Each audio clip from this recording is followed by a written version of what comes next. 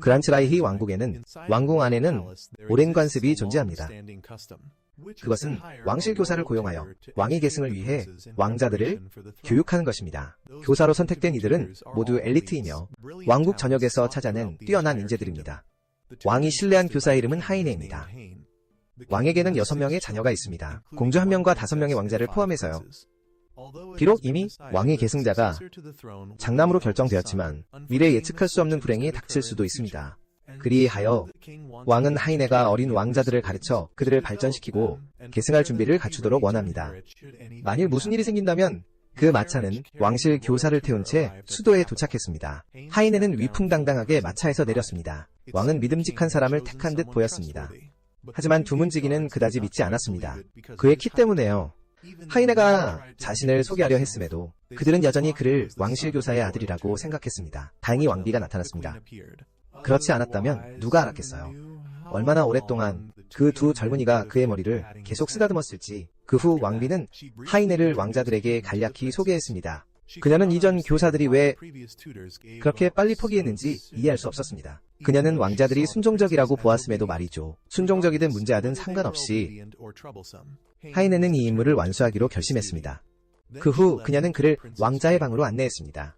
문이 열리자 그는 안으로 들어가 자신을 소개했습니다. 왕자들이 그의 앞에 완벽하게 나타났습니다. 마치 그림에서 나온 것처럼요. 그들 중 한 명이 환영의 의미로 손을 내밀었습니다. 그리고 아주 공손하게 말했습니다. 하지만 그 공손함은 단 2문장뿐이었습니다. 그 왕자는 즉시 태도를 바꾸어 오만하게 말하며 거들먹거리고 하이네를 전혀 인정하지 않았습니다. 그의 이름은 레오나르트 왕국의 넷째 왕자였습니다. 겉모습은 잘생겼지만 일단 입을 열면 그는 오만함으로 가득했습니다. 그리고 에베레스트 산만큼이나 높은 자존심으로요. 한 해는 그에게 오만한 에베레스트 왕자라는 별명을 붙여줬다. 그가 말하는 중에 또 다른 왕자가 갑자기 달려와 하네를 번쩍 들어올리고 장난을 쳤다. 이 왕자의 이름은 리키였다. 제5왕자 하네는 왕족 구성원이 결코 이럴 거라고는 생각하지 못했다. 그렇게 장난스러울 수 있을 거라고는. 그래서 그는 그를 플레이보이 왕자라고 불렀다. 이를 본 제3왕자가 다가와서 동생을 훈계했다. 그리고 가정교사에게 사과했다. 그의 이름은 브루노였다. 그는 하이네의 교육과 배경에 대해 물었다. 하지만 대답을 듣자마자 하이네가 어떠한 정식 교육도 겪어본 적이 없다는 그는 즉시 차가운 태도로 바뀌었다. 지식 있는 왕자 마지막 한 명은 그에 의해 소개되었다. 제2왕자 카이였다. 그는 상당히 무서워 보였다. 그가 하인에게 노려보면서 인사할 때 그리고는 말없이 한마디도 없이 걸어갔다. 적어도 소개는 끝났다. 하네는 즉시 본론으로 넘어갔다. 그는 왕자들을 인터뷰하고 싶었다. 각자를 인터뷰하는 것이 그들의 지식을 파악하는 데 도움이 될 것이다. 그래서 그는 수업을 준비할 수 있었다. 하지만 제4왕자는 즉시 맹렬히 반대했다. 그는 가정교사를 싫어했기 때문에 하네도 이전 가정교사들과 마찬가지일 거라고 주장하며 곧 그만둘 거라고. 브루노도 동의했다. 그는 정식 교육을 받지 않은 가정교사가 자신을 가르칠 수 없다고 믿었기 때문에 리케는 다수를 따랐다. 카이는 아무런 의견도 내비치지 않았다. 이제 하이네는 이전 가정교사들이 왜 그렇게 일찍 그만뒀는지도 이해했다. 왕자들이 그들을 모욕하고 버리기 일쑤였다. 하지만 그래서 뭐 그는 신경 쓰지 않았다. 하이네가 알고 싶었던 것은 누가 먼저 인터뷰할 것인가였다. 그는 맡겨졌다. 그들을 가르치는 책임을. 그래서 중간에 그만두는 것은 선택사항이 아니었다. 제4왕자는 여전히 물러서지 않았다. 형제들을 설득할 작정이었다. 하이네를 해임하도록 왕을 설득할 작정이었다. 하지만 리케에 의해 찬물을 끼얹어졌다. 리케는 인터뷰를 수락한 첫 번째였다. 브루노도 논쟁하고 싶지 않았지만 그는 아버지가 특별히 초대한 가정교사가 어떤 사람인지 보고 싶어 했다. 그 후 카이 왕자도 하인에게 다가와 알아들을 수 없는 말을 중얼거렸지만 하인에게 꺼지라고 말하는 것 같았다. 그리고 조용히 사라졌다. 3명 모두 떠나고 레오나르트만 하인과 함께 남았다. 결국 하인은 그를 방으로 끌고 가 바로 거기서 그를 면접했다. 넷째 왕자 레온하르트 15세 대륙에서 가장 잘생긴 청년으로 그라츠라이히의 백합이라는 별명을 가지고 있었다. 그의 성격은 하인이 찾은 문서에 겸손하고 친절하다고 묘사되어 있었지만 현실은 그가 오만하고 에베레스트급 왕자였다. 이 면접의 목적은 그의 성격에 대해 더 배우고 학습 능력을 평가하는 것이었다. 하지만 그에게 어떻게 시험을 치르게 할 것인가에 어려움이 있었다. 하인이 레오나르트에게 왜 선생을 싫어하냐고 묻자 소녀는 그저 말했다. 당근과 피망처럼 싫다고. 갑자기 선생들을 음식의 범주로 끌어들였다. 한바탕 질문이 오간 후 하인은 마침내 그 이유의 일부를 알아냈다. 지금까지 어떤 가정교사도 그에게 진정으로 관심을 기울이지 않았고 그들은 오직 왕의 기분만 신경 썼다. 그리고 가장 중요한 것은 그는 공부를 싫어하는데 가정교사들이 강제로 공부를 시켰다는 것이다. 그래서 가정교사들은 적과 같았다. 그러므로 그가 가정교사들에게 배운 유일한 것은 달리기였다. 때로는 도보로 달리고 때로는 말 위에서 셀 수 없는 탈출 덕분에 그는 많은 트로피 특히 육상 경기에서 우승했다. 이런 상황에서 하인은 생각했다. 시험을 주면 그를 도망치게 할 뿐이지 않을까? 그리고 예상대로 하인이 시험 문제를 들자마자 레오나르트는 바지를 걷어올리고 달아났다. 하지만 더 놀라운 것은 하인이 그의 속도를 따라잡을 수 있었다는 것이다. 비록 정문을 막혔지만 아직 창문이 있었다. 레오나르트는 그곳을 통해 탈출하려 했지만 실수로 자신의 일기장을 떨어뜨렸다. 하인은 재빨리 그것을 주워들었고 벤치 밑으로 기어들어가 읽었다. 몇 줄을 읽고 난 후 하인에는 그 일기가 완전히 부정적이라는 것을 깨달았다. 심지어 사소한 일조차도 레오나르트를 절망에 빠지게 했다. 그리고 실망에 잠기게 했다. 하인에는 기어나와 그에게 그것에 대해 묻자 레오나르트는 릭의 일기라고 주장하며 부인했다. 그래서 하인에는 그것을 그에게 돌려주었다. 그 순간 레오나르트는 마침내 그것이 자신의 것이라고 인정했다. 이 약점을 손에 쥐자 하인에는 즉시 그것을 이용해 그에게 시험을 치르도록 강요했다. 결국 레오나르트는 마지못해 하지만 진지하게 시험을 완료하고 모든 답을 기입했다. 결과를 받고 난 후 하인에는 레오나르트에게 오후 4시에 만나자고 말했다. 그들의 첫 수업을 위해 그리고 방을 나섰다. 레오나르트는 여전히 똥에 있었다. 아버지에게 하인에를 해고해달라고 요청할 방법을 생각하면서 갑자기 문이 열리는 소리를 들었을 때 그는 하인에가 4시에 참석해달라고 간청하러 돌아왔다고 생각했지만 페이스트리를 가져온 하녀였다. 하인에가 그들을 배달하도록 주선했던 것이었다. 그에게 주는 보상으로. 그래서 레오나르트는 왕에게 말하는 것을 포기했지만 아직 이 가정교사를 받아들이지 않았다. 이제 다음 왕자의 차례였다. 현명한 브루노 왕자 셋째. 브루노 왕자는 16살로 어린 시절부터 비범한 지식을 가진 신동으로 칭송받아왔다.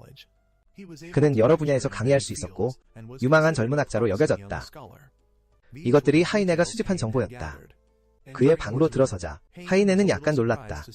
온갖 종류의 책들로 가득 차 있는 것을 보고서 하지만 중요한 문제는 그에게 시험을 치르도록 하는 방법이었다. 예상외로 하인에가 그것을 제시하자마자 브루노는 즉시 수락하고 완료했다. 단 한순간에 그것뿐만이 아니라 그는 또한 시험하고 싶어 했다. 하인의 자신의 지식과 능력을 지금까지 모든 가정교사는 브루노보다 열등했다. 만약 하인에가 자신을 증명하지 못한다면 그는 해고될 것이었다. 하인에는 신중하게 생각했다. 도전을 받아들이는 것은 좋은 생각이 아니었다. But suddenly, Bruno commented that he never expected a royal tutor to be so small. Every time Hein heard the word small, it said he felt offended. He accepted the test right away. The first challenge Bruno proposed was a game of chess. From a chess match, one could see many things about an opponent. Bruno, with his back percent win rate, was extremely confident, but with just a few simple moves, Hein checkmated him. Bruno was left dumbfounded, unable to believe it. He continued with mental arithmetic. Again, he lost. Switching to music, Hein could replace an entire orchestra in cards. He lost miserably again. Bruno became shaken and could hardly believe it. Finally, he pulled out what he was most confident in, knowledge, packed difficult questions from many different fields, written randomly in 5 languages. But before he could finish explaining, Hein had already handed in the answers, even correcting spelling mistakes. The result drove Bruno to despair. Since childhood, he had buried himself in study to stand out, and now he was defeated by a genius, leaving him confused at that moment. Hein noticed Bruno's research paper and asked to read it. After going through it, he acknowledged it and even gave advice to improve it. Seeing his hard work understood and recognized, even receiving constructive suggestions, Bruno became excited, collapsed to the ground, and called Hein master with eyes full of admiration. From now on, Hein is the person he respects most. It turned out Bruno's desire to test him was simply to find someone better who could teach him what he did not know. But the whole thing about me and calling him master felt a bit strange. Hein refused. But Bruno stubbornly insisted on calling him that. Luckily at that moment, Licht burst in asking if Hein had finished the interviews and then practically carried him off. If Licht had not shown up, 헤이네는 탈출 방법을 알지 못했을 것이다. 그것으로 2명을 맞췄다. 다음은 리히트 왕자였다. 조사 정보에 따르면 리히트는 5째 왕자다. 14세. 쾌활한 성격의 잘생긴 청년. 다른 나라 귀족들과 매우 가깝다. 그는 종종 몰래 마을로 나간다. 그리고 대중들 사이에서 눈에 띈다. 특히 여성들에게 그는 극도로 외향적이라고 할 수 있다. 마침내 그들은 그의 방에 도착했다. 헤이네는 거꾸로 들린 채로 약간 얼떨떨해 보였다. 그렇게 리히트는 문을 열고 헤이네를 모두에게 소개했다. 알고 보니 그들은 그의 여자친구들이었다. 하지만 아이로 오해받는 것이 항상 나쁜 것만은 아니다. 리히트가 작은 왕실 가정교사가 있다고 말했을 때 이 소녀들은 헤이네를 매우 만나고 싶어 했다. 하지만 잠시뿐이었다. 왜냐하면 헤이네는 여전히 리히트를 면담해야 했기 때문이다. 조금 망설였지만 그들은 둘만의 시간을 주기 위해 자리를 비웠다. 결국 헤이네뿐만이 아니었다. 리히트도 개인적인 질문이 있었다.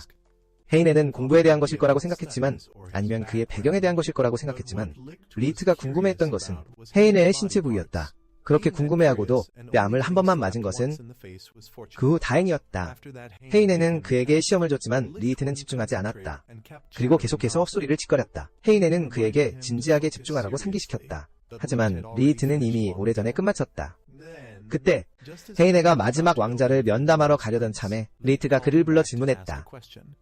만약 이전과 같은 종류의 질문이었다면 헤이네는 거절했을 테지만 리히트의 질문은 헤이네는 대체 누구인가였다. 다른 가정교사들은 거창한 직함으로 유명했지만 헤이네만은 극도로 신비로웠다. 그 순간 정보면에서 리히트의 시선은 엄청나게 날카롭고 꿰뚫어보는 듯했다. 하지만 다음 순간 그는 평소에 장난기 넘치는 태도로 돌아왔다. 리히트의 여자친구들이 고개를 내밀어 면담이 끝났는지 물었다. 두 사람이 긴장한 모습을 보고 그들은 이야기를 들었다. 그들은 단지 진지한 문제들을 논의하고 있었다고, 그러니 걱정할 필요 없다고. 하이는 리히트와 대연회장에서 만나기로 약속했고 오후 4시에 만나기로 한 다음 그는 떠났다. 하인이 조금 가고 나서 리히트는 문을 다시 열고 쳐다봤고 하이는 경계심을 가졌다. 그에게 너무 안일하게 대했다고 3명의 왕자는 마무리되었고 이제 두 번째 카이 왕자만 남았다. 17세, 군중 속에 좀처럼 나타나지 않는 조용한 사람. 사관학교에서 한바탕 싸운 후 그는 정학당했고 사나운 성질로 알려진 인물이었다. 한동안 문을 두드렸지만 아무 대답이 없자 하이는 지나가는 하녀에게 물었고 왕자가 나갔다는 것을 알게 되었고 방에 없다는 것을 그는 이어서 카이 왕자에 대해 물었지만 하녀는 별다른 말을 하지 못하는 듯했고 아무것도 몰랐다. 그가 무서운 사람이라는 소문은 사실인 것 같았다. 상황이 좀 위험하게 느껴졌다. 1시간밖에 남지 않았기 때문에 약속 시간까지 카이 왕자를 빨리 찾아야 했다. 그를 찾기 위해 서둘러 달려가던 중 하이는 책을 훔친 궁궐개와 마주쳤다. 그것을 쫓던 중 그는 땅에 쓰러져 있는 사람을 보았다. 궁궐 안의 범죄 현장이라고 생각했지만 알고 보니 잠든 카이 왕자였다. 하이는 아까 왕자가 자신에게 꺼지라고 말했던 것을 떠올렸다. 그가 생각하는 동안 카이는 갑자기 깨어나 하인을 들어올렸다. 알고 보니 그는 하인을 개로 착각했던 것이었다. 글쎄 적어도 그는 하인을 새로운 스승으로 여겼고 그리고 보아하니 그에게 너무 조심할 필요는 없었다. 카이가 말하는 방식에서 하인은 조금 의심스러워졌다. 그 서류들의 정보에 대해 하인이 돌아보자 카이가 노려보고 있었다. 카이가 일부러 무섭게 보이려고 한 것이 아니라 그의 시선이 늘 날카로웠던 것이었다. 그는 무섭게 보였지만 사실은 매우 온화했다. 그날 아침에 꺼지라고 말했던 것은 사실은 도움을 원한다는 의미였다. 그가 나지막이 말해서 하이네는 그의 말을 오해했다. 카이가 시험을 보는 동안 어린 소녀가 들어왔다. 그녀는 막내 공주 아델이었다. 카이가 여동생에 대해 이야기할 때 그의 표정이 부드러워졌다. 그는 하이네에게 그녀를 아낀다고 털어놓았다. 스승들 중에서 하이네가 그에게 처음으로 말을 걸어줬기 때문이었다. 그리고 앞으로 자신의 학업을 하이네에게 동생들의 학업도 의지하겠다고 했다. 시험지를 제출한 후 그는 바로 잠들었다. 성숙하고 온화한 사람. 소문과는 완전히 달랐다. 그런 정보를 듣기보다는 직접 느껴보는 것이 더 정확할 것이다. 하이네 역시 새로운 교훈을 얻었다. 왕실 스승으로서의 일에 유용한 대강당에서 하이네는 4장의 시험지 채점을 마쳤다. 약속 시간 10분 전이었다. 그들이 이때쯤 올까 생각했다. 레오나르트는 혼자 그네에 앉아 있었다. 아무도 오지 않는다면 하이네가 갑자기 포기할 거라고 생각하며 브루노가 지나가다가 그를 보고 같이 공부하자고 불렀다. 레오나르트는 놀랐다. 처음에는 브루노가 맹렬히 반대했었기 때문에 하지만 지금은 새로운 스승을 존경했다. 하지만 막 시야를 넓혔던 브루노는 태도를 완전히 바꾸었다. 하이네에게 들으면 들을수록 더욱 공손해졌다. 레오나르트는 더더욱 짜증이 났다. 그래서 브루노를 뒤로하고 서둘러 도망쳤다.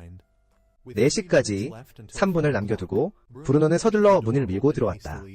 그리고 늦어서 죄송하다고 사과했다. 알고 보니 그는 10분 일찍 와서 준비하는 것이 매우 중요하다고 생각했던 것이다. 하이네는 그에게 언제든 오는 건 괜찮지만 왕자들 앞에서는 자신을 스승님이라 부르지 말라고 했다.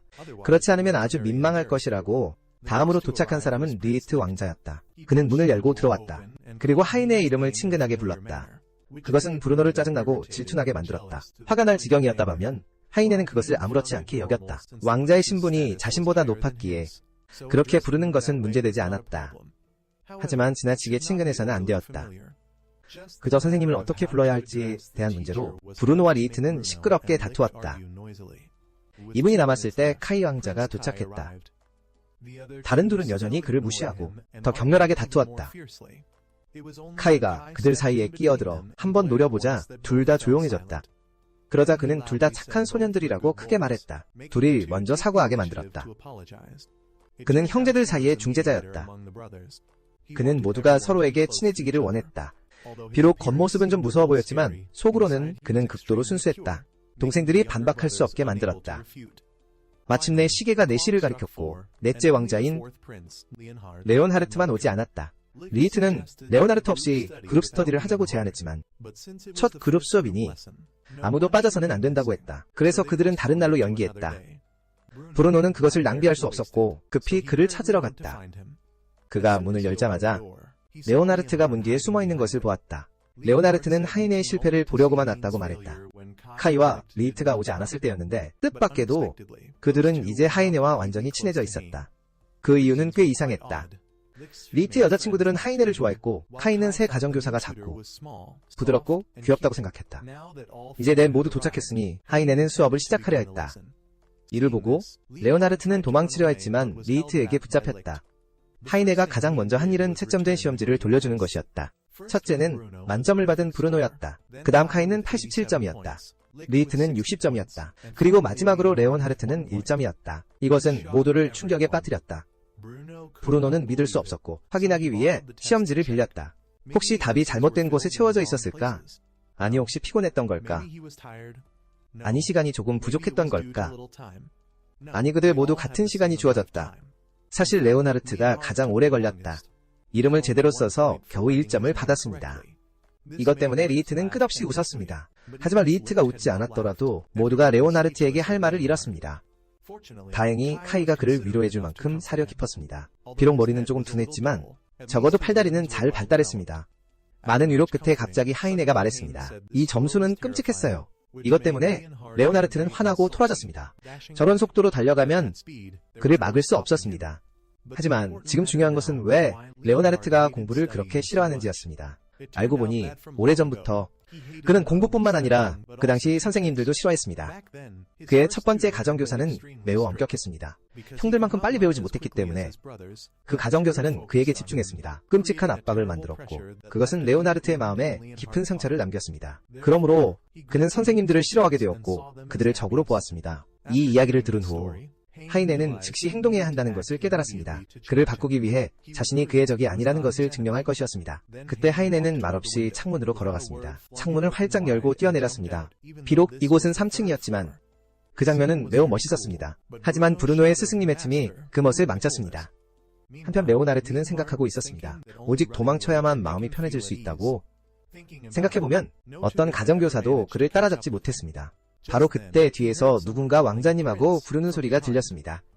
뒤돌아보니 하이네가 서 있는 것을 보고 깜짝 놀랐습니다. 말을 타고 있었는데 알고 보니 하이네의 다리가 너무 짧아서 등자에 발이 닿지 않았습니다. 그는 그런 당황스러운 자세를 하고 있었습니다. 하이네는 레온하르트에게 멈출 수 있는지 물었습니다. 말을 세우고 이야기할 수 있도록. 하지만 그렇게 타는 것은 무서웠습니다. 다른 선택의 여지가 없어 누가 감히 멈출까요? 하이네는 뛰어넘어 레온하르트를 안았고 둘은 숲을 속으로 떨어졌습니다. 레온하르트는 두려움에 기절했다고 생각할 수도 있을 것입니다. 사실 그는 그저 놀라서 입을 벌리고 있었을 뿐이다. 처음 말을 타는 사람이 자신을 따라잡았다는 것의 말이다. 이 순간 하이네는 마침내 시간을 내어 앞서 벌어진 일을 설명할 기회를 얻었다. 사실 그는 레오나르트를 비판할 의도가 아니었다. 그저 이야기하고 싶었을 뿐. 각 개인에게 적합한 가르침의 방법을 찾고 싶었던 것이다. 그리고 그에게 낙심하지 말라고 말해주고 싶었다. 오늘의 시험 때문에. 모두는 각자의 약점을 가지고 있다. 그리고 자신의 약점을 인지하는 사람만이 더 강해질 수 있다. 그 말을 듣고 레오나르트는 점차 마음을 열었고 이 새로운 스승을 받아들였다. 하지만 이제 더 중요한 문제는 어떻게 돌아가느냐였다. 길이 꽤 멀었고 걸어간다면 몇 시간이 걸릴 수도 있었다. 한편 왕궁에서는 모두가 몹시 걱정하고 있었다. 스승을 찾을 수 없었기 때문이다. 그리고 참지 못한 브루노 왕자는 직접 찾아 나서려고 했다. 하지만 경비병들에게 제지당했다. 다행히 두 사람은 새벽이 오기 전에 발견되었다. 궁으로 돌아와 하인에는 신하의 안내를 받아 방으로 갔다. 그의 휴식을 위해 마련된 방이었다. 평민에게는 너무나도 큰 방이었다. 침대도 너무 커서 잠들기 어려웠고 그가 뒤척이다가 침대 옆 틈새로 굴러떨어졌다. 아침에 시녀가 그를 깨우러 왔을 때 그가 침대에 없는 것을 보고 깜짝 놀랐다. 밤새도록 틈새에 끼어 있었던 것이다. 하이네가 가르침을 시작하기 위해 대강당으로 갔을 때 그는 레오나르트가 이미 앉아있는 것을 보고 놀랐다. 알고 보니 레오나르트는 어제의 약속을 지키려고 노력하고 싶었던 것이다. 그가 연습 문제를 푸는 동안 공부하면서 말이다. 다른 세 왕자가 도착했고 여느 때처럼 브루노와 리히트는 시끄럽게 다투고 있었다. 보아하니 하이네의 앞으로의 과외 일은 꽤 힘들 것 같았다. 오늘은 집에서 공부하는 대신 모두가 실질적인 경험을 할 것이었다. 수도로 가서 평민들의 삶에 대해 배우기 위해 시내로 간다는 말을 듣자 리히트는 매우 들뜬 표정을 지었다. 그는 빨리 나가 놀고 싶어 했다. 최근 도시 상황은 정상이었다. 그래서 여행은 안전할 것이었다. 그 말을 듣고 카이와 브루노는 안심하는 듯했다. 하지만 늘 그렇듯이 문제는 레오나르트에게서 나왔다. 그는 시내로 가는 것을 거부했다. 왜 왕족이 평민의 삶을 이해해야 하는지 물었다. 그래서 하이네는 조치를 취했다. 그에게 200년 전의 역사 이야기를 들려주며 백성의 삶을 무시하고 사치스럽게 살았던 공주에 대한 이야기였다. 그리고 사치스럽게 살아서 백성들을 너무 화나게 만들었다고. 그래서 백성들이 들고 일어나 그녀를 단두대에 보냈다고. 심지어 사파까지 있었다. 그 말을 듣고 레오나르트는 겁에 질려 따라가기로 동의했다. 단두대에 보내지지 않는 한 그 후 하이네는 모두와 안뜰에서 약속을 잡았다. 신분을 숨겨야 했으므로 10시에 그는 모두가 알아보지 못하도록 옷을 입기를 원했다. 하지만 10시가 넘어도 아무도 나타나지 않았다. 바로 그때 리히트가 가장 먼저 나타났다. 신의 나들이에 익숙해서 그가 입은 옷은 매우 잘 어울렸다. 그 후 나머지 3명이 나왔다. 다행히 그들은 모두 평범하게 옷을 입고 있었다. 브루노는 여전히 얼굴을 가려야 한다고 생각했다. 다행히 리히트는 그들에게 경고할 경험이 있었다. 그렇지 않았다면 3명 모두 수상한 가면을 쓰고 갔을 것이다. 모두가 떠날 준비를 마치자 할머니가 울면서 나와 경고를 해주었다. 마치 아주 먼 곳으로 가는 것처럼. 어느 정도 이동한 후 하이네는 일행을 무작위 골목에 멈추게 했다. 그리고 거기서부터는 걸어서 갈 것이라고 했다. 시내에 처음 와서 리히트 외에는 모두 여전히 낯설어 했다. 브루노는 심지어 지도를 가져와 방향을 확인했다. 이제 하이네는 각자에게 임무를 할당하기 시작했다. 그는 뒤돌아 리히트를 보았다. 카이에게 무언가 속삭이고 있었다. 그리고는 일행 전체가 산책을 시작했다. 브루노는 지도를 꽉 붙잡았다. 외우고 풍경과 비교하려고 노력하면서 리히트는 그를 아마추어라고 비웃었다. 그러고는 앞장서서 길을 안내하겠다고 자원했다. 하지만 그가 멀리 갈수록 더욱 당황해했다.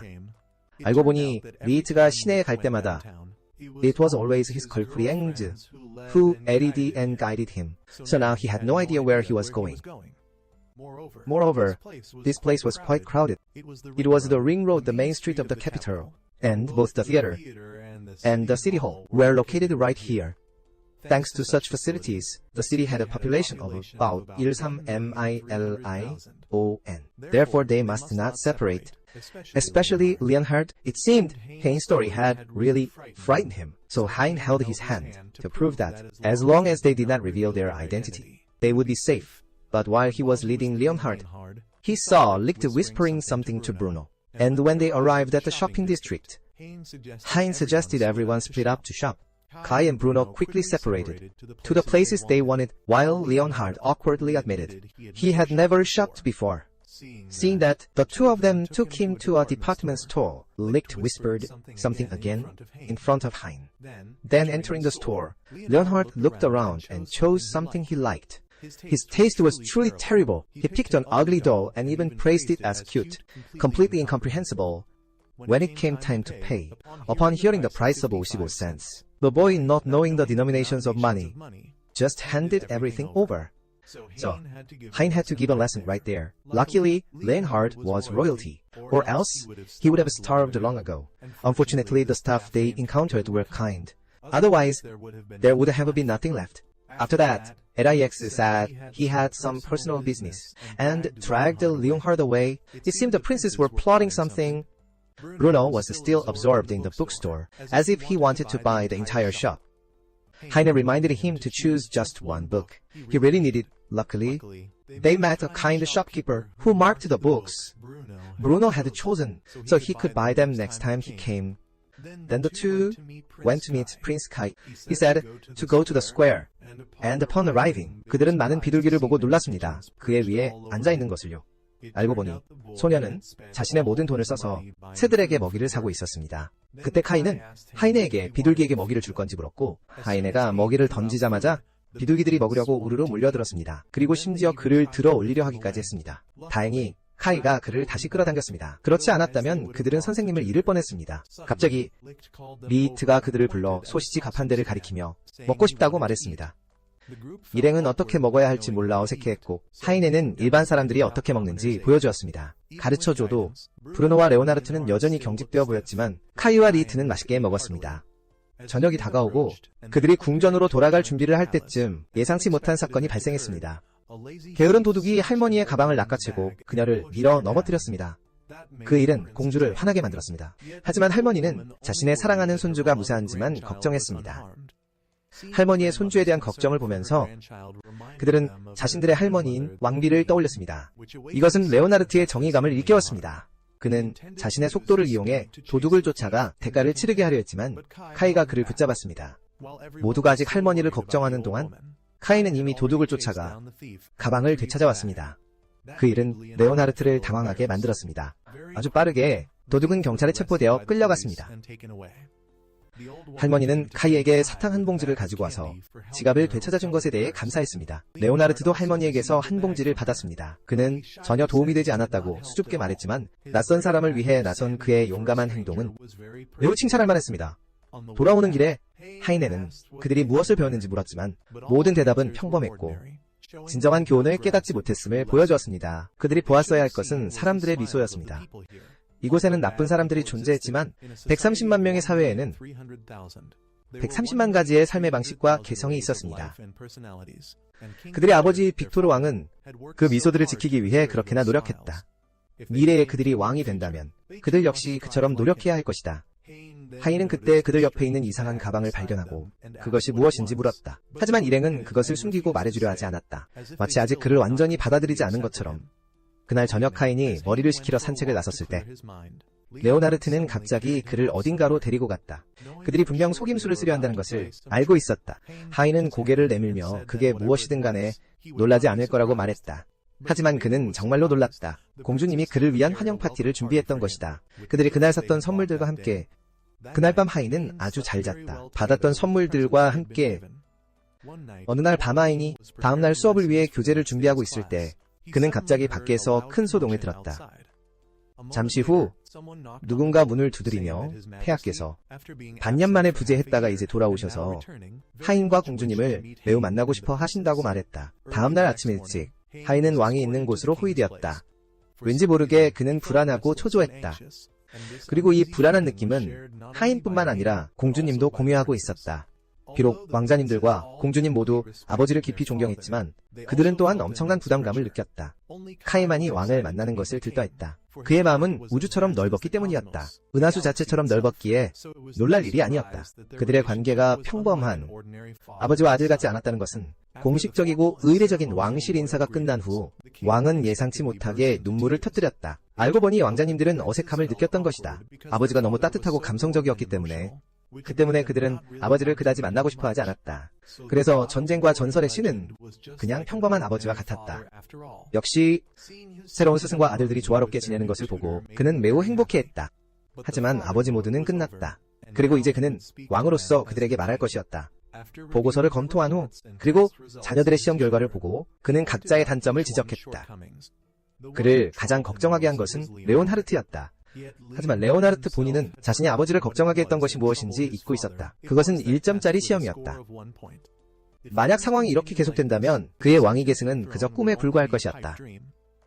그리하여 왕은 레오나르트에게 시험을 다시 치르라고 요구했다. 그리고 최소 60점을 받으라고 했다. 그렇지 않으면 그는 왕위 계승권을 잃을 것이었다. 평소에는 모두가 평등했지만 이것은 특별한 경우였다. 그래서 그는 하이네에게 레오나르트를 개인적으로 가르치도록 맡겼다. 3일 동안 그 후 다시 시험을 치를 것이었다. 이것은 레오나르트를 크게 놀라게 했다. 그는 왕이 되는 것에 대해 크게 신경 쓰지 않았다. 하지만 그를 낙담시킨 것은 자신이 아버지를 실망시켰다는 사실이었다. 그러나 대부분의 잘못은 그에게 있었다. 왜냐하면 그가 이전에 모든 가정교사를 쫓아냈기 때문이었다. 하지만 이제 상황은 달라졌다. 그에게는 특별한 천재 가정교사가 있었고 든든한 형제들은 말할 것도 없었다. 모두 그가 향상되도록 도울 준비가 되어 있었다. 그래서 모두는 즉시 일에 착수했다. 첫 단계는 그의 수준을 파악하는 것이었다. 분명 그는 적어도 1+1이 무엇인지는 알겠지, 그렇지. 하지만 실제로는 그는 심지어 알지도 못했다. 가장 기본적인 계산도 이것은 모두를 완전히 아연실색하게 만들었다. 희망이 없는 것처럼 그들은 그에게 말했다. 다시 생각해보라고 했고 그는 11라고 답했다. 레온하르트가 말을 할수록 모두는 더 할 말을 잃었다. 그들은 그에게 손가락을 사용해서 세어보라고 했다. 그리고 덕분에 그는 마침내 답이 2라는 것을 깨달았다. 하지만 약간 더 큰 합을 시도했을 때 그는 다시 얼어붙었고 다른 손을 써야 할지 몰랐다. 카인은 그때 기발한 아이디어를 떠올렸다. 레온하르트가 싫어하는 것을 그가 좋아하는 것과 결합하는 것. 구체적으로는 달리면서 공부하게 하는 것이었다. 이것은 벌칙처럼 들렸다. 그들은 레온하르트가 존경하는 사람에게 가르쳐달라고 요청해보았다. 그 사람은 브루노였다. 하지만 그는 형의 강의를 들으면서 그의 눈은 반짝이며 그에게 고정되었다. 하지만 그의 귀에는 단 한마디도 들어오지 않았다. 이것은 절망적이었고 선택의 여지가 없었다. 그들은 결국 부정행위를 택했다. 레오나르트에게 전과 똑같은 시험지를 준 것이다. 그래서 답만 외우면 되는 상황이었다. 하지만 과연 그들은 믿었을까? 자기 동생이 50개 답을 전부 순서대로 외울 수 있다고 말이다. 결국 모든 것은 하이네에게 달렸다. 그는 음식과 수학 문제를 결합시켰다. 그러자 레오나르트는 문제들을 막힘없이 풀 수 있었다. 그렇게 해서 그들은 그가 공부할 방법을 찾아낸 것이다. 비록 여전히 극도로 어려운 방식이었지만 말이다. 시간은 빠르게 흘렀다. 레오나르트의 실력은 겨우 15점에 불과했다. 필요한 60점에는 아직 한참 부족했다. 과연 그가 상황을 뒤집을 수 있을까? 시험은 바로 내일인데 말이다. 레오나르트는 포기하고 싶어 했다. 하지만 긍정적으로 생각하자면 이번에 15점을 받았다는 것은 85개의 실수를 찾아낸 것과 마찬가지다. 다음번에는 더 잘할 수 있다는 의미였다. 이 말은 레오나르트를 크게 감동시켰다. 그에게 새로운 활력을 불어넣었다. 좋지만 이제 잠자리에 들 시간이었다. 공부가 건강을 해쳐서는 안 되니까 다음날 아침 시험 전이었다. 그는 여전히 모든 순간을 붙잡으려 공부하고 있었다. 마침내 시험 시간이 되었다. 레오나르트는 홀로 시험에 임할 준비가 되어 있었다. 3명의 형제들은 묵묵히 그를 응원했다. 하이네마저도 마음속 깊이 그를 격려했다. 시험 시간이 끝나자 하이네는 바로 시험지를 채점했다. 결과는 정말 놀라웠다. 레오나르트가 받은 점수는 59점이었다. 모두가 기뻐하며 그를 축하해 주었다.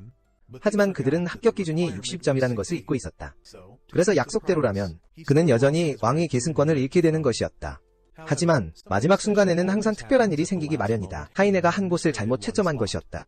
시험지에 1점이 더 주어져야 했던 것이다. 레오나르트가 이름을 정확하게 적었기 때문이었다. 하이네의 독특한 채점 방식대로. 결국 고는 여전히 레오나르트에게 미소 지었다. 그리하여 그는 국왕에게 인정받게 되었다. 그때부터 레오나르트도 이 유능한 스승을 진심으로 받아들였습니다. 악수를 청하며 손을 내밀었고 하이네는 이에 답했습니다. 레오나르트가 한때 하이네에게 건넸던 것과 같은 평범한 악수로 말이죠. 하이네는 생각했습니다. 너무 따뜻하고 애정 넘치게 악수하면 어린 왕자는 또다시 눈물을 터뜨릴 것이라고요. 이것은 레오나르트를 당황하고 화나게 했습니다. 그날 밤 하이네는 와인 한 병을 들고 빅터 국왕을 만나러 왔습니다. 두 사람이 오래전부터 서로를 알고 있었다는 것은 분명했지만 처음 만나는 척했습니다.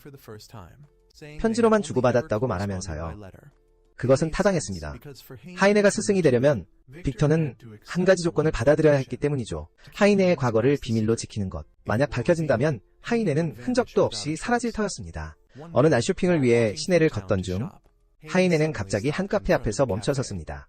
아무 생각 없이 어쩌면 운명에 이끌려 그는 안으로 들어갔습니다. 그를 맞이한 종업원은 하이네를 놀라게 했습니다. 그는 다름 아닌 제5왕자 리히트였던 것이죠. 하지만 그 직원은 재빨리 부인했습니다. 실수라고 주장하면서요, 왕자로 자주 오해를 받는다고 말했습니다. 그가 왕자와 닮았기 때문이죠. 그의 진지하고 전문적인 말투와 일하는 방식 또한 전혀 달랐습니다. 제5왕자의 플레이보이 같은 성격과는 말이죠. 메뉴를 소개하고 하이네가 주문하는 것을 도운 후 직원은 주방에 알리러 들어갔습니다. 하지만 사실 그는 정말로 리히트 왕자였습니다. 그는 사람들이 이 사실을 알게 된다면 전혀 멋지지 않다며 자신을 비웃을까봐 두려웠습니다. 왕족이 웨이터로 일하는 것은 말할 것도 없고요.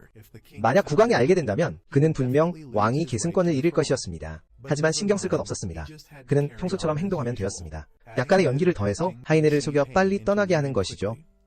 하지만 그는 너무 역할에 몰입한 나머지 하이네가 자신을 자세히 쳐다보고 있다는 것을 잊었습니다. 그는 주인에게 다른 사람이 하이네를 서빙해줄 수 있는지 물었지만 카페의 규칙은 이러했습니다. 한번 손님을 담당한 종업원은 처음부터 끝까지 완전히 서빙해야 한다는 것이었죠. 그래서 리히트는 어쩔 수 없이 조금 참아야 했습니다. 하이네가 뜻밖에도 곧 떠날 것이라고 생각하며 헤이는 심지어 책을 꺼내 읽기까지 했다. 이는 릭에게는 고문과도 같았다. 그때 젊은 남자 둘 사이에 작은 실랑이가 벌어졌고 근처에 앉아있던 한 소녀가 다칠 뻔했다. 다행히 릭이 나섰고 소녀를 구해내며 그의 신사적인 면모를 보였다. 그리고는 중재자의 역할을 맡아 다투던 두 남자를 진정시켰다. 몇 가지 능숙한 몸짓과 말로 그는 두 가지 문제를 한 번에 해결했다. 카페 전체의 이목을 끌었다. 헤인조차 그를 칭찬했다. 릭은 헤인을 속이는 데 성공했다고 생각했지만 뜬금없이 헤인의 편지가 그의 손에 들어왔다. 그것으로 끝이 아니었다. 설상가상으로 헤인뿐만 아니라 그의 아버지도 이 사실을 알고 만남을 요구했다. 상황은 점점 더 심각해졌다. 헤인은 그저 손 놓고 상황이 악화되는 것을 볼 수만은 없었다. 그래서 그는 개입하기로 결정했다. 아버지와 아들 사이의 대화는 긴장감 넘쳤다. 헤인은 릭을 변호하며 나섰다. 그의 행동이 진지한 것이었음을 지적하며 결코 경솔한 것이 아니었다고. 하지만 그가 웨이터로 일했던 이유는 실로 장난기에서 비롯된 것이었다. 여자들은 잘생긴 웨이터에게 서빙받는 것을 좋아했기 때문이다.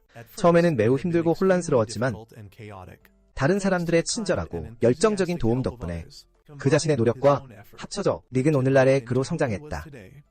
그 때문에 그는 그 일을 포기하기를 단호히 거부했다. 빅터 왕은 왕자로서 그러한 일은 그의 안전에 위험하다고 주장했다. 이 말을 듣고 릭은 격분했다. 아버지가 오직 신경 쓰는 것은 왕족의 혈통뿐이며 자신이나 자신의 바람이 아니라고 믿었기 때문이다. 어릴 적에도 마찬가지였다. 그가 고열에 시달렸을 때 아버지는 한 번도 찾아오거나 안부를 묻지 않았다. 그런데 이제 와서 걱정하는 척하며 좋은 아버지인 척하고 있었다. 하지만 그가 진정으로 신경 썼던 것은 오직 가문의 명성뿐이었다. 이 말을 하며 릭은 화를 내며 뛰쳐나갔다. 아버지가 자신을 결코 이해하지 못할 것이라고 확신하면서 카페는 그의 유일한 정신적 지주였다. Just as Lickett was about to step back into the cafe, King Victor suddenly appeared, galloping in with Hein on horseback. Seeing his stubborn son refusing to listen, the king intended to go straight to the owner. Lickett feared his father would use their 가린 사람 일이 도수로선 relationship to pressure the owner into firing him. But what came next left both Hein and Lickett stunned. Victor actually asked to work a shift at the cafe. Despite both Hein and Lickett trying to stop him, the king refused to listen and persistently persuaded the owner. Since there were still 5 hours left before closing, the owner agreed to let him try. This left Lickett completely dumbfounded. The king, working as a waiter, Lickett himself had struggled and fumbled for days before becoming decent at the job, so surely his father would be fired quickly. But Lickett forgot where he and his brothers had inherited their looks from, though aged Victor still radiated an irresistible charm. In the cafe uniform captivating all the women, Heine was left speechless, having nothing more to say to this king. As for Lickett, the manager assigned him to train his own father, having just argued bitterly with him earlier that day, now being forced to guide him, left Lickett flustered and unsure what to say. He thought there was no way Victor could become professional in just one evening. Soon, a female customer requested service perfect for practice. Victor strode over, dropped to one knee before her, and spoke in sweet, charming words. Who could resist that? The woman fell head over heels for the king with 6 children. But that was just the beginning. Many more guests needed attention. A foreign customer asked questions that none of the staff could understand. But Victor stepped in, showing off his mastery of foreign languages, leaving his son gaping in shock. Impressive indeed, though Wecht still clung proudly to his own reputation as a lady killer. Yet here was his father, outshining him, winning over every person in the cafe. Young or old, male or female, 모두 완전히 반해버렸습니다. 오직 이곳에서만 릭은 아버지의 새로운 면모를 엿볼 수 있었습니다. 과로에 시달리는 통치자가 아니었습니다. 아들들을 보면 눈물을 흘리던 감성적인 남자도 아니었죠. 사교적인 완벽한 신사였습니다. 세련되고 우아한 분이셨죠. 마찬가지로 빅터 또한 릭의 새로운 면모를 발견했습니다. 아들이 결코 보여주지 않던 것들이었습니다. 궁궐 안에서 근무교대가 끝난 후 모든 직원들은 물론 주인까지도 빅터에게 계속 있어달라고 간청하며 말했습니다. 그의 존재가 저녁 시간을 모든 손님들에게 즐겁게 해주었다고요. 하지만 그는 대신 릭을 밖으로 데리고 나가 개인적인 대화를 나눴습니다. 그곳에서 그는 그동안 릭을 제대로 이해하지 못했던 것에 대해 사과했습니다. 그가 걱정했던 것은 왕실의 명예가 아니라 릭의 생명과 건강이었습니다. 릭은 반대로 아버지를 제대로 보지 못했던 것을 후회했습니다. 국정 업무에 파묻혀 있을 때조차도 빅터는 그가 잠든 사이에 여전히 그를 확인하러 왔었습니다. 어떤 아버지도 자기 자식을 사랑하지 않을 리 없었습니다. 그저 그들이 오해했던 것뿐이었습니다. 그 표현 방식에 대해서요. 그래서 릭은 카페일을 그만두기로 결심했습니다. 지금까지 잠자코 있던 하이네는 드디어 입을 열었습니다.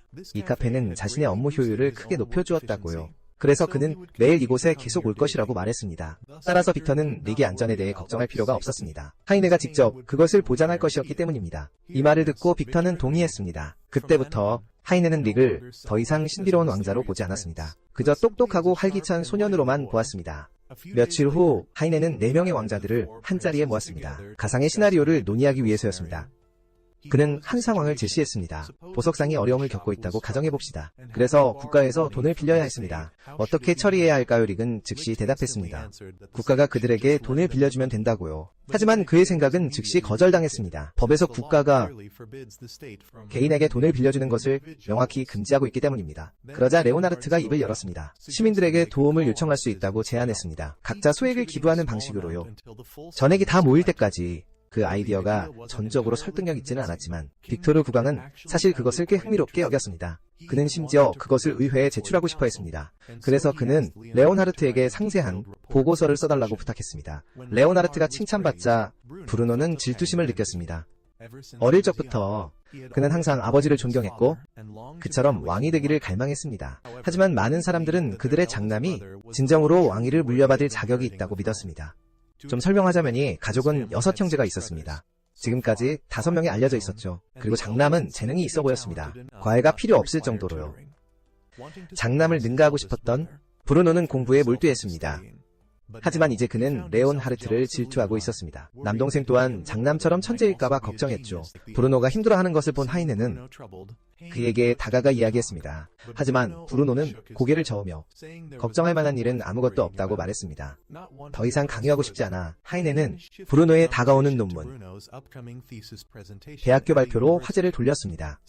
꽤 어려운 주제였기 때문에 브루노는 하이네의 의견과 조언을 구했습니다. 검토 후 하이네는 브루노의 논문이 이전 발표의 단순한 복사본 같았다고 말했습니다. 독창성이 부족했죠. 그를 가장 불쾌하게 한 것은 수많은 철자 오류였습니다. 곳곳에 흩어져 있었고 그는 그것들을 조심스럽게 표시했습니다. 하이네는 브루노가 무언가에 짓눌려 있다고 믿었습니다. 하지만 소년이 말하려 하지 않아 그는 강요하지 않기로 했습니다. 결국 하이네는 브루노에게 도전을 제시했습니다. 논문을 쓰라는 것이었죠. 그가 나라에 가져오고 싶은 변화에 대한 것이었습니다. 그리고 만약 이 주 안에 제대로 된 논문을 내놓지 못한다면 하이네는 더 이상 그를 자신의 제자로 여기지 않겠다고 했습니다. 그 도전은 강력한 동기부여가 되었습니다. 그때부터 브루노의 사기를 북돋아 주었죠. 그는 자신의 방에 틀어박혀 그 논문에 끊임없이 매달렸습니다. 만족스럽지 않을 때마다 그는 이전 초고를 버리고 새로운 것을 시작했습니다. 밤마다 그는 애썼다. 책상에 쓰러져 잠들 때까지 지쳐서 날이 밝자. 레오나르트는 아버지께 보고서를 제출했고 브루노는 하이네에게 제출했다. 브루노의 지친 얼굴은 그가 얼마나 열심히 일했는지를 보여주었다. 그리고 그 결과는 하이네의 예상을 뛰어넘었다. 그는 브루노가 자신의 제자가 될 자격이 충분하다고 생각했다. 그리고 이 논문으로 브루노는 자신 있게 대학에서 발표할 수 있었다. 브루노는 대학에 가서 발표를 시작했다. 그는 하이네를 실망시키고 싶지 않았다. 끝났을 때 그는 약간 낙담했다. 즉각적인 반응이 없자. 하지만 그때 청중들은 박수갈채를 터뜨렸다. 그의 자신감을 크게 되찾아 주었다. 어떤 사람은 그에게 자기 학교에서 발표해달라고 초대하기도 했다. 그 후구 순간 브루노의 세 번째 우상이 나타났다. 발표에 감명받은 그 교수님은 브루노를 식사에 초대했다. 그 자리에서 그는 브루노에게 제안했다. 왕위를 포기하고 자신과 함께 학자가 되자고. 한편 하이네는 브루노가 돌아오기를 기다렸다. 마차가 그를 데려오는 것을 봤을 때 한 백작도 나타났다. 이 남자는 자신을 로젠이라고 소개했다. 제1. 왕자의 보좌관. 로젠은 하이네에게 그날 저녁 브루노의 만남에 대해 알렸다. 교수님의 제안으로 여전히 갈등하던 브루노는 그가 단도직입적으로 말하는 것을 들었다. 왕위를 계승할 그의 가능성은 거의 없다고. 장남이 분명 가장 유망했으므로. 떠나기 전 교수님은 브루노에게 결정적인 답을 내릴 일주일을 주었다. 속으로 브루노는 망설였다. 그는 항상 아버지처럼 왕이 되기를 갈망했기 때문이었다. 하지만 우연히 빅토르가 레오나르트의 보고서를 아낌없이 칭찬하는 것을 듣자 브루노는 더욱 낙담했다. 일주일 내내 모든 자신감을 잃고 그는 자아의심에 빠져 결정을 내릴 수 없었다. 어느 날 하이네는 브루노가 개를 산책시키는 것을 우연히 보게 되었는데, 아니면 적어도 개처럼 생기지 않은 어떤 것을 브루노가 자신의 고민을 털어놓는 것을 듣자 하이네는 부드럽게 말했다. 학자가 되는 것이 결코 못한 일이 아니라고.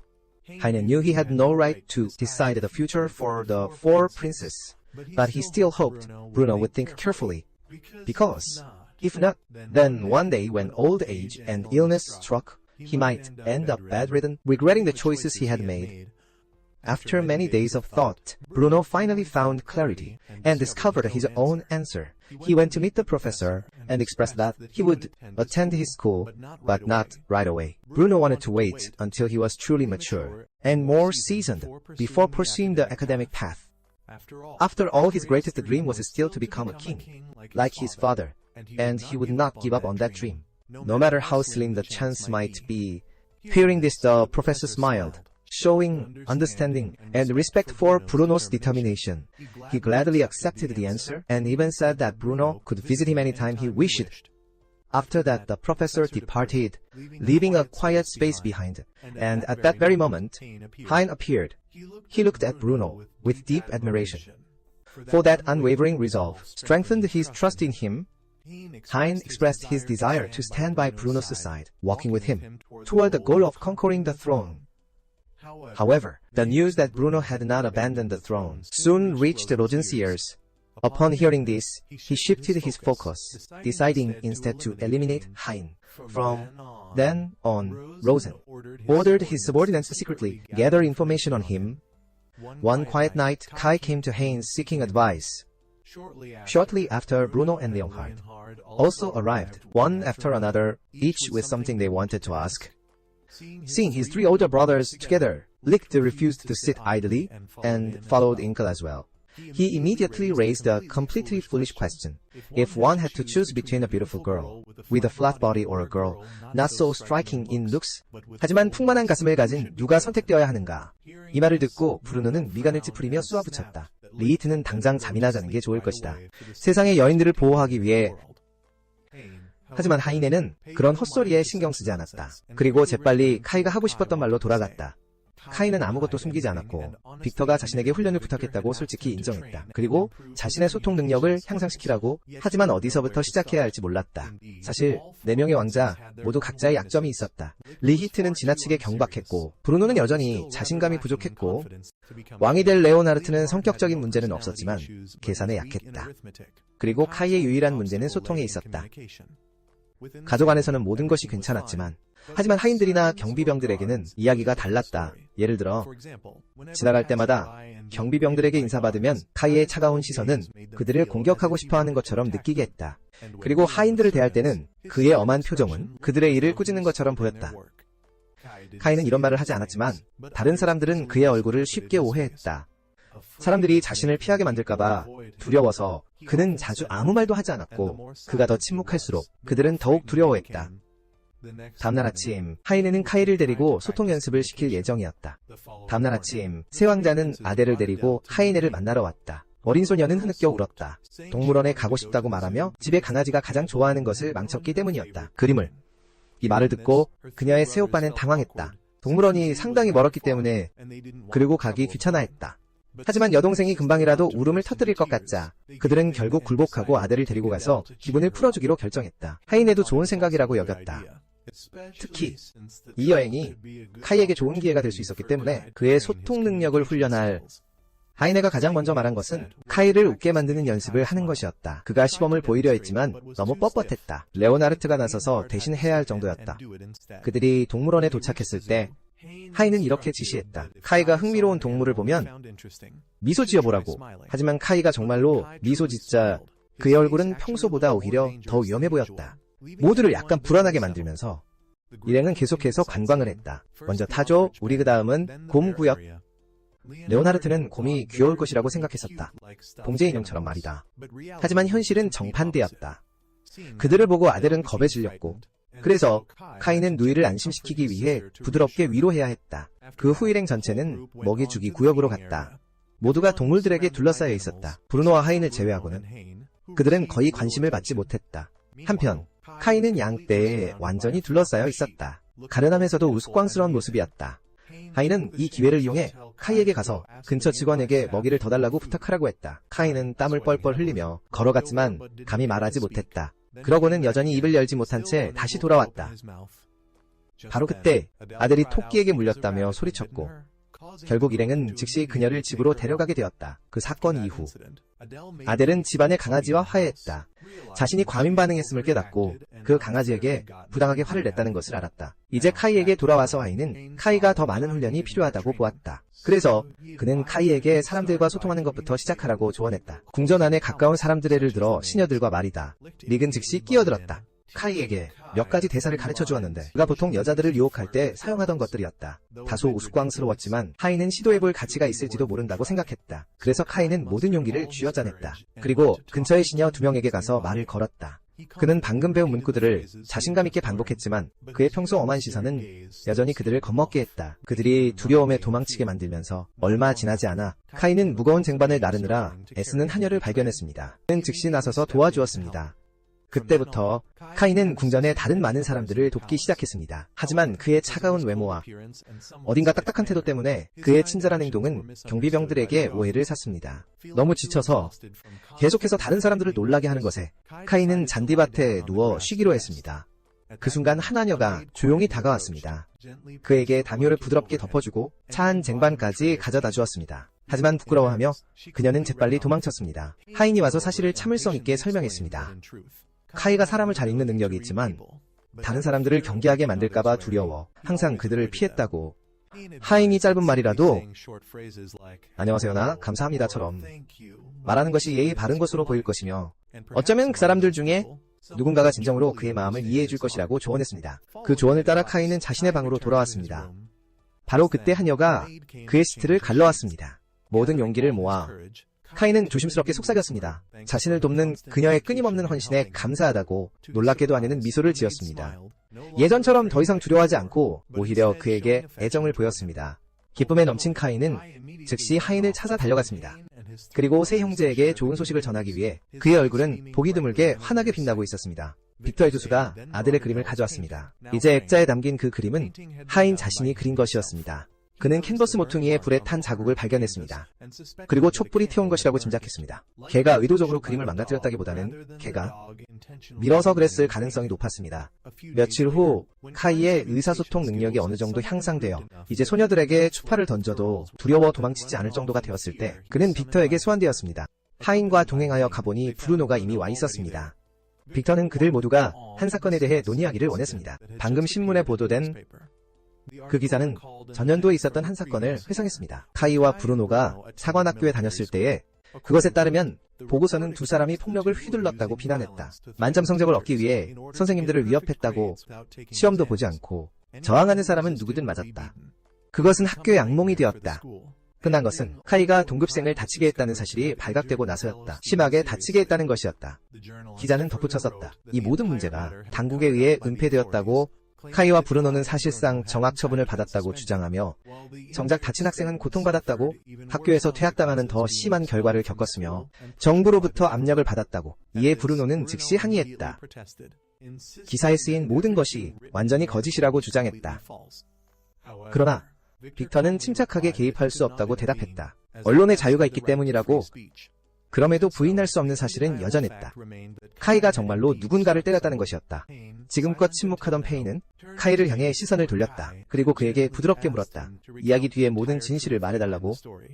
두 사람 모두 막 입학했을 때였다. 카이가 무서워 보였기 때문에 아무도 감히 그에게 다가가지 못했다. 하지만 그는 브루노가 종종 다치는 것을 알아챘다. 항상 검술 연습 때문이라고 변명하면서 한 번은 카이가 너무 오래 기다리다가 찾아보러 갔다. 그리고 그의 남동생이 맞고 있는 것을 발견했다. 분노를 참지 못하고 카이는 다른 소년을 무자비하게 때렸다. 그로 인해 본인은 정학당했고 다른 소년은 퇴학당했다. 학교에서 레온하르트를 받아주지 않았고 브루노도 그만두었기 때문이다. 빅터는 기자에게 항의를 제기했다. 그리고 그들의 답변을 기다릴 것이라고 했다. 왕과 왕자들도 무력하다니. 모든 것이 진정으로 혼돈 속에 있었다. 어쩐지 4명의 형제들은 이제 왕실 교사들 밑에서 공부해야 했다. 그때부터 카이는 소문과 비난을 견디는 것에 익숙해져야만 했다. 궁전 안팎에서 오는 비방을 빅터는 그에게 당분간 조용히 견디라고 지시했다. 더 이상의 소란을 피하기 위해. 바로 그때 하이는 우연히 다른 기사를 접하게 되었다. 범인이 궁전에 침투했다는 내용에 떠난 후 카이는 직접 다시 만나고 싶다는 뜻을 밝혔다. 그 사건의 학생과 그에게 맞서기 위해 그는 자신이 견딜 의향이 있음을 분명히 했다. 상대방이 자신에게 무엇을 하든 그리고 다시는 폭력으로 보복하지 않겠다고 했다. 이 말을 듣고 하이는 중재자로서 그와 동행하기로 결정했다. 만남이 순조롭게 진행되도록 하기 위해 준비하는 동안 가까운 시종들은 카이를 걱정했다. 하지만 여전히 그를 전적으로 신뢰했다. 이에 카이는 억지로 미소를 지으며 그들에게 감사했다. 그 미소 자체는 아름다웠다. 하지만 그의 차갑고 날카로운 눈은 바라보는 누구든지 등골이 오싹하게 만들었다. 브루노는 즉시 나섰다. 모두를 안심시키며 그것이 카이가 지을 수 있는 최고의 미소였다고 그들에게 이해해달라고 요청했다. 만남의 장소에서 하인과 그들에게 배정된 군인은 절차를 완료하기 위해 먼저 들어갔다. 학생은 카이가 그 기사에 대해 자신에게 맞서고 싶어 한다는 말을 듣고 잠시 망설였지만 타협에 동의했다. 하인은 즉시 카이를 부르러 밖으로 나갔다. 하지만 바로 그 순간 그와 함께 갔던 군인은 한 무리의 사람들에게 매복 공격을 받아 끌려갔다. 카이와 하인이 돌아왔을 때 그 소녀는 침착하게 주장했다. 군인이 이전에 혼자 들어갔다고. 의심 없이 카이와 하이는 안으로 들어갔다. 이제 함께 앉아 3자 대화를 위해 학생은 자신의 이유를 설명했다. 한번 브루노를 공격했던 것에 대해 그는 말했다. 학교에 소문이 퍼져 있었다고. 왕실 구성원들이 원하는 것은 무엇이든 할 수 있고 항상 특혜를 받는다고.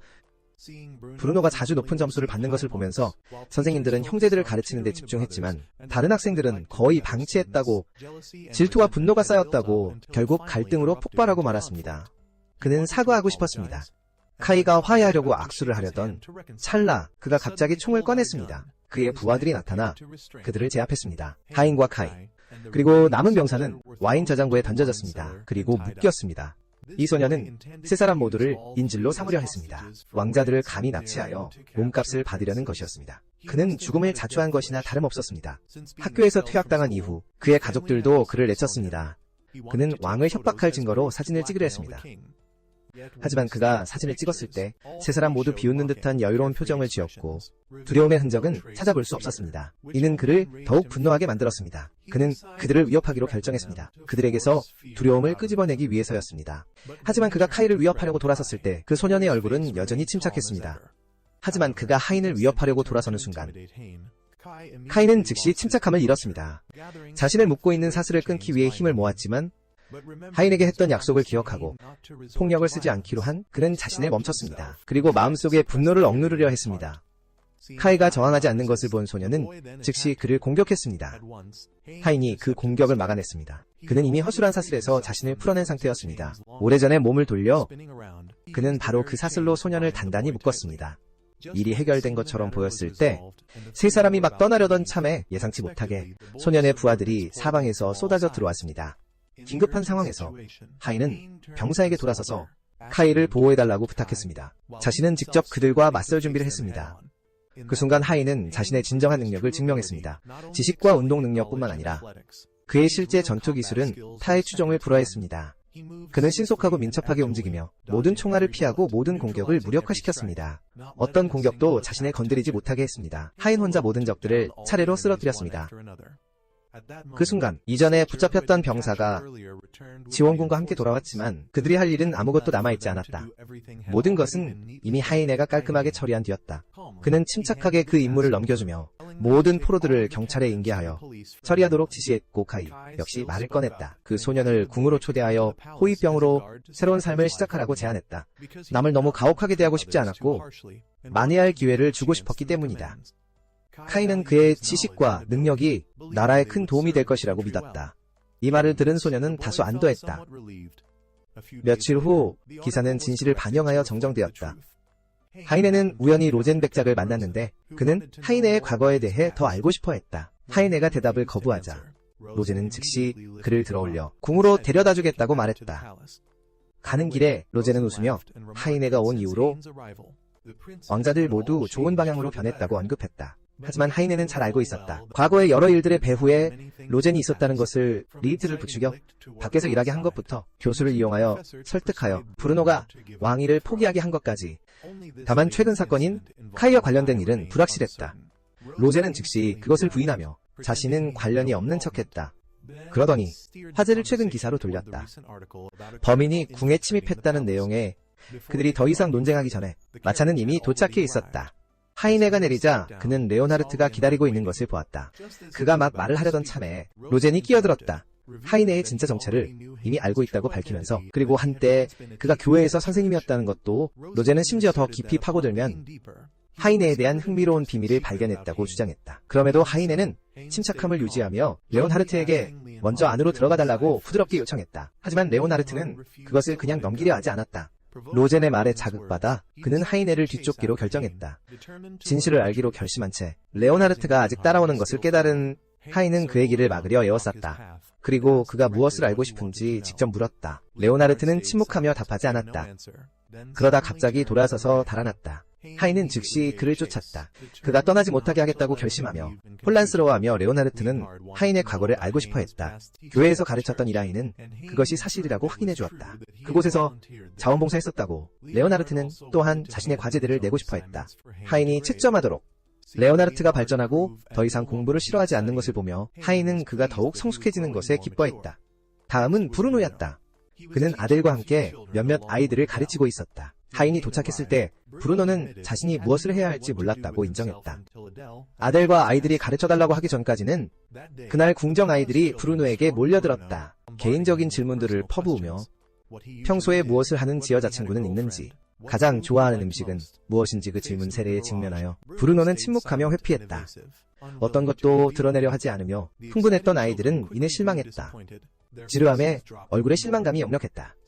이것을 보고 하인은 그에게 그런 거리를 유지한다면, 몇몇 아이들조차 이끌지 못한다면 어떻게 그가 언젠가 한 나라의 모든 백성을 이끌 수 있겠냐고 일깨워주었다. 이 말을 듣고 브루노는 살짝 고개를 끄덕였다. 그리고는 점차 마음을 열었다. 아이들에게 이야기를 들려주고 다정하게 대화하며 활기찬 분위기를 되돌려 놓았다. 다음은 카이였다. 그는 망설이며 자신의 진짜 소망을 고백했다. 사관학교로 돌아가고 싶다고. 하지만 그는 감히 아버지에게 말해본 적이 없었다. 빅터가 분명히 거절할 것을 알았기에 여전히 카이는 돌아가고 싶어 했다. 다시 시작해서 다른 사람들과 대화하는 법을 배우기 위해 하이는 들었다. 그리고 이것이 바로 시련이라고 조언했다. 카이 스스로 극복해야 할. 그가 진정으로 왕이 되기를 원한다면 먼저 빅터를 대면할 용기가 필요하다고, 그리고 직접 그를 설득해야 한다고. 하인에게 의존하는 대신에 드디어 리히트가 찾아왔고, 하인에는 먼저 그가 일하는 카페로 그를 찾아갔고 잠시 지켜본 결과 리히트가 이를 통해 많이 성숙해졌으며 사회와 서민들의 일상을 더 잘 이해하게 되었다는 것을 알게 되었다. 하인에는 그를 칭찬하며 계속 이 길을 가라고 격려했는데 이는 값진 경험이었기 때문이었다. 리히트는 그 말에 엮여 웃었지만 속으로는 뭔가 이상한 기분을 느꼈다. 마치 하이네의 말이 이별을 암시하는 것 같았기 때문이었다. 다음 날 아침 네 왕자가 모였고 이야깃거리는 레오나르트가 로젠에게 들었던 하이네의 과거였다. 4명 모두 궁금해했지만 많은 부분이 여전히 모호하다고 느꼈다. 결국 그들은 하이네의 방에 몰래 들어가서 직접 확인해보기로 결정했다. 하이네가 분명 없을 것이라고 생각하며 그들은 문 앞에 초조하게 섰다. 서로에게 고개를 끄덕이고 들어갈 준비를 했다. 마침 하이네가 자료로 쓸 책들을 잔뜩 들고 돌아오는 중이었고, 그래서 4명은 몰래 들어가는 대신 당당하게 들어갈 수 있었다. 그리고 그들은 그의 방이 얼마나 지저분한지 보고 깜짝 놀랐다. 그들에게 수업을 준비하느라 바빴다는 그의 변명을 듣고서 내 왕자는 하이네를 위해 방을 청소하기로 결정했다. 브루노는 정교한 계획을 제안했지만 너무 복잡해서 먼저 정돈하고 세부 사항은 나중에 정리하기로 합의했다. 하이네는 4명에게 자신의 개인 상자를 건드리지 말라고 부탁했다. 왕자들은 그 상자가 비밀을 밝혀줄지도 모른다고 생각해서 열어보려고 했다. 하지만 상자를 만지는 순간 하이네에게 들킬 터였다.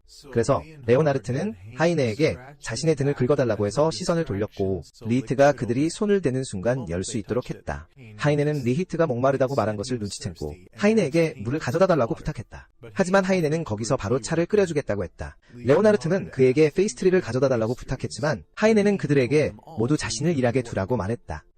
레오나르트는 하이네가 맞기 전에 몰래 상자를 열었다. 안에는 리 왕자가 하이네에게 주었던 물건들과 그의 예전 제자들이 보낸 편지들이 들어있었다. 모두가 하이네를 존경했고 그를 닮고 싶어 했다. 하이네는 자신의 모든 제자들이 소중하다고 믿었다. 4명의 왕자들도 다르지 않았습니다. 각자만의 개성을 가지고 있었기에 하네에게 큰 가치가 있었습니다. 그는 4명 모두를 가르치게 되어 영광이라고 느꼈습니다. 그리고 옆본벌로 많은 추가 과제를 준비하겠다고 말했습니다.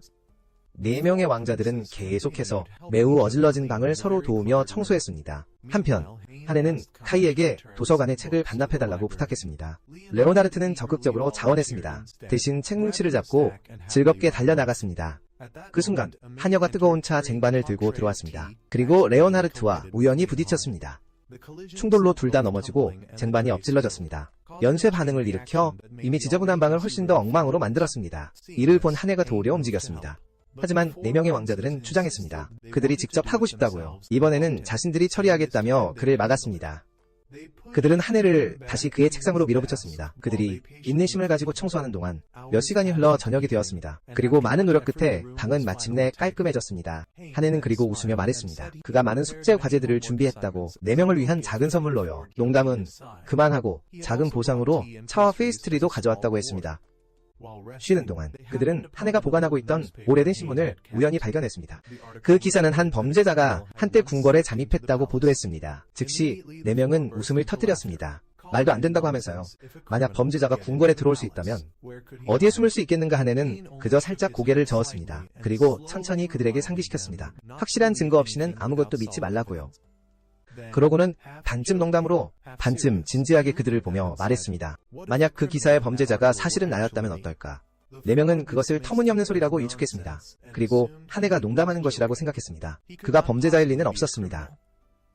다음 날 하네는 그 신문 기사를 과제로 사용했습니다. 4명의 왕자들에게 그는 엄하게 경고했습니다. 그러한 소식을 결코 가볍게 여겨서는 안 된다고요. 어느 날 만약 그들이 왕이 되어 이런 소문을 무시한다면 의도치 않게 해온 나라를 위험에 빠뜨릴 수 있었다. 그 임무는 4명 각자가 도시로 들어가 자신만의 방법으로 그 사건을 조사해야 한다는 것이었다. 신문에 보도된 사건 말이다.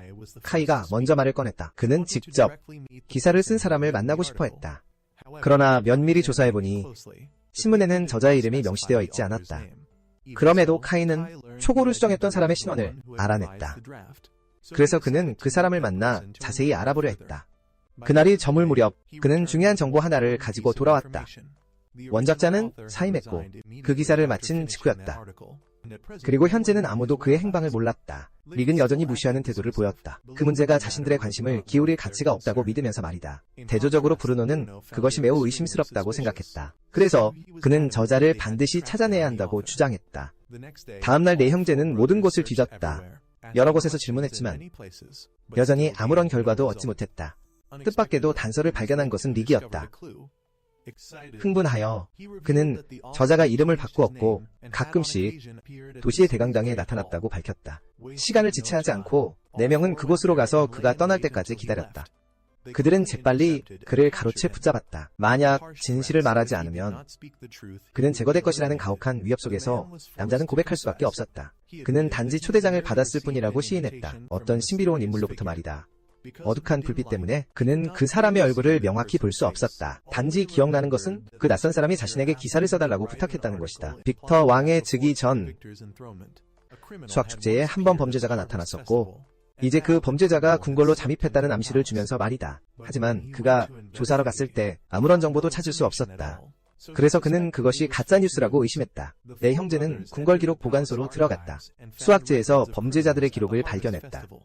그때 브루노가 우연히 하인의 이름을 발견했다. 그는 납치 혐의로 체포되었었고 왕자 암살 미수 혐의도 있었다. 그 사건은 일어났었다.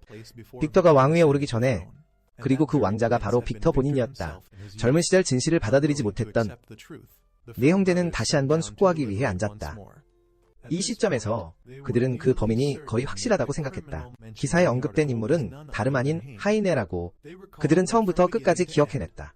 그가 항상 자신들에게 임무를 주었고 항상 조사하라고 주의를 주면서도 스스로 위험에 빠지지 않도록 하라고 했다는 것을 곰곰이 생각해보면 그것은 힌트에 불과했다. 그들이 찾고 있던 사람은 사실 그였다.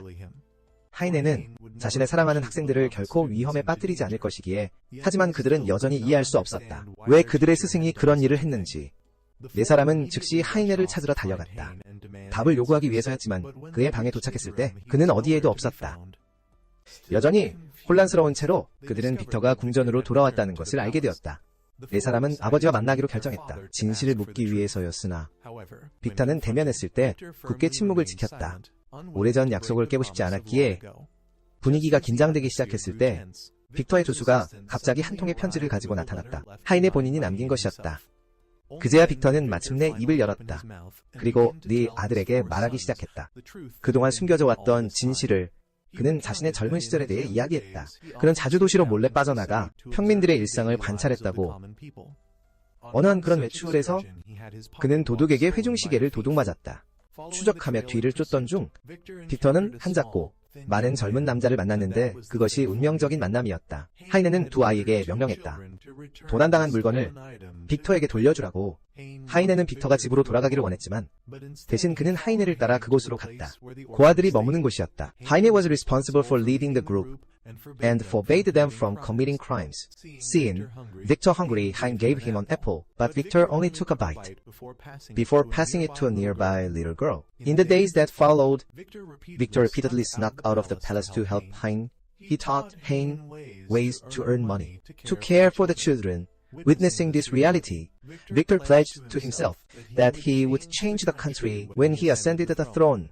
Heine gradually became Victor's only friend, and the only person to whom he could open his heart. At that time, the harvest festival was drawing near, and wanting to help, Victor gave Hein his precious golden pocket watch in exchange for a cheap bottle of wine, as a way to provide Hein with money to care for the orphans under his protection. A few days later, the palace suddenly discovered that Victor had disappeared. The entire court panicked, immediately assuming the future king had been kidnapped, and at once deployed soldiers everywhere to search. Meanwhile, Victor and Hein were accidentally spotted. The soldiers, upon seeing them, misunderstood and assumed Hein was the kidnapper, so they gave chase during the pursuit. Victor's golden pocket watch fell to the ground. That sight only reinforced the soldiers' conviction that Hein was the culprit who had abducted the prince. They all drew their guns, firing warning shots to force him to stop. Yet in that very moment of danger, Victor rushed forward using his own body to shield Hein. Forced into a situation where collective punishment loomed, the soldiers, unwilling to bear responsibility, fabricated the claim that Hein was using Victor as a human shield to escape. That slander ignited Hein's fury, and he fiercely fought back. Only when Victor shouted loudly did Hein finally hesitate, and immediately after, he was bound and dragged into prison. During his days in jail, Hein neither resented nor tried to justify himself. 그는 그저 조용히 기도할 뿐이었다. 빅터의 안전과 평화로운 귀궁을 바라며 궁전으로. 그때 빅터는 회복된 후 직접 감옥으로와 하인을 풀어주었다. 진실이 명확해지자 빅터는 모든 것을 아버지에게 설명했고 하인은 완전히 사면되었다. 1년 후 빅터가 공식적으로 왕위에 오른 후 감사의 표시로 하인이 가르칠 수 있는 교회를 지어주었다. 한때 문맹이었던 고아 소년에서 하인은 존경받는 스승으로 성장했다. 지금의 그처럼 모두에게 존경받는 존재로. 그럼에도 빅터와 하인 사이에는 비밀스러운 약속이 있었다. 그들은 그 해의 진실을 결코 밝히지 않기로 결정했다. 그것이 불필요한 분쟁만 야기할 것이라는 것을 알았기 때문이다. 그리고 진실이 드러나야 하는 날이 온다면 하인은 궁전을 떠날 것이었다. 이제 그 순간이 왔다. 하인은 조용히 궁전을 떠났다. 그리고 왕실 교사직에서 사임했다. 그는 미래의 왕국의 왕자들이 한때 범죄자 신분이었던 자에게 가르침을 받았다는 사실을 백성들이 아는 것을 원치 않았다. 그것이 그가 떠나기로 선택한 이유였다. 왕실의 명예를 보존하고 자신의 명예도 보존하기 위해. 내일이 마지막 수업이 될 것이었다. 그래서 빅터는 아들들에게 철저히 준비하라고 지시했다. 그날 밤 4명의 왕자들은 밤새 뒤척였다. 잠들지 못하고 다음날 아침이 되자 그들은 함께 교실로 갔다. 하인이 이미 기다리고 있는 곳으로 그를 만나자 4명의 왕자들은 빅터가 설명해 주었다고 말했다. 오래전의 오해에 대해. 그러나 하인은 원치 않았다. 그들이 그 문제를 순전히 감정적으로만 바라보는 것을 그는 그들에게 단호하게 상기시켰다. 노력해보라고. 자신을 왕의 입장에 놓고 생각해보라고. 그리고 만약 정말로 범죄자가 궁궐에 잠입했다면 어떻게 할 것인지.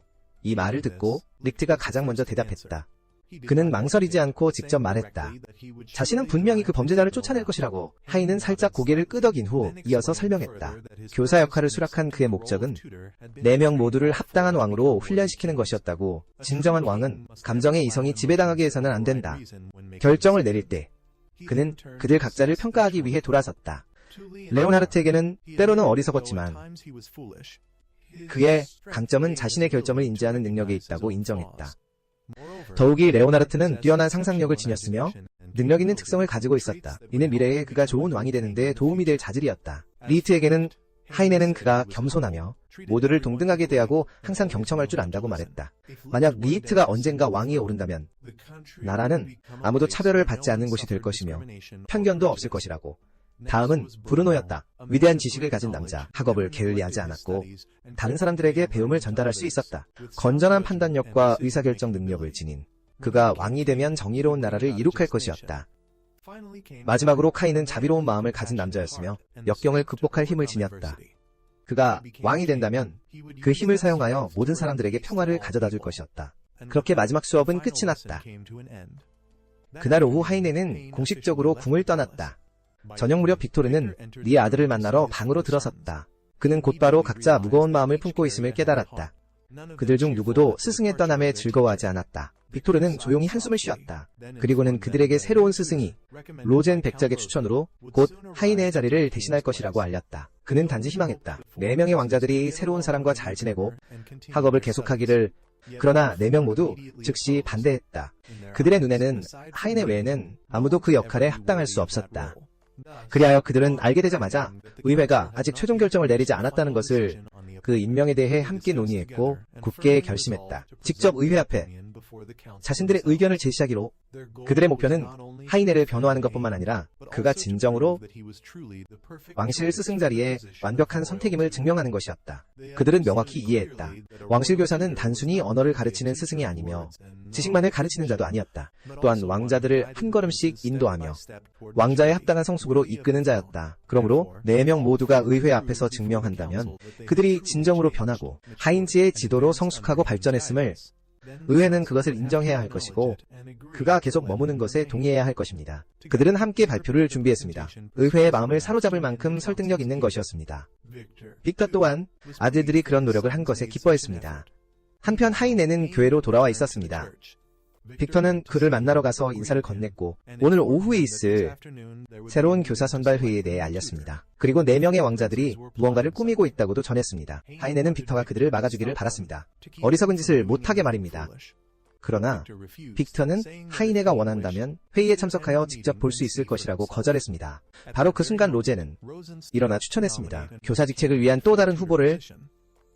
그 사람은 빠르게 얻었습니다.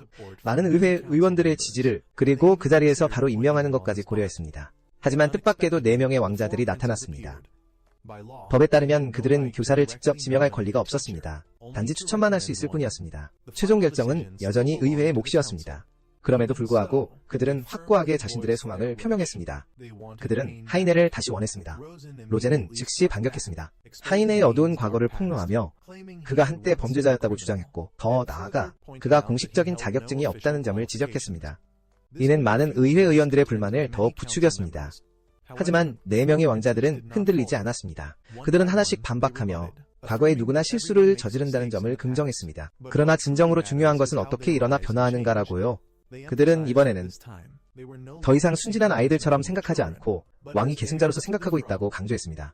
그렇기에 그들은 오늘 잘못된 결정이 심각한 결과를 초래하여 미래의 왕국에 미치는 것을 원치 않았습니다. 마지막으로 4명 모두 하이네의 마지막 가르침을 언급했습니다. 왕은 결코 허용해서는 안 된다. 감정이 이성을 지배하도록, 그리고 항상 강한 나라를 건설하는 것을 목표로 해야 한다. 그들은 하이네 덕분이라고 선언했다. 자신들이 이를 진정으로 이해하고 깨달았다고, 그리고 오직 하이네만이 그들을 올바른 길로 인도할 자격이 있다고, 진정한 왕이 될 수 있도록 그들의 연설은 칭찬받았다. 그리고 황태자에게 박수갈채를 받았다. 위에서 하이네는 네 왕자의 모든 말을 들었다.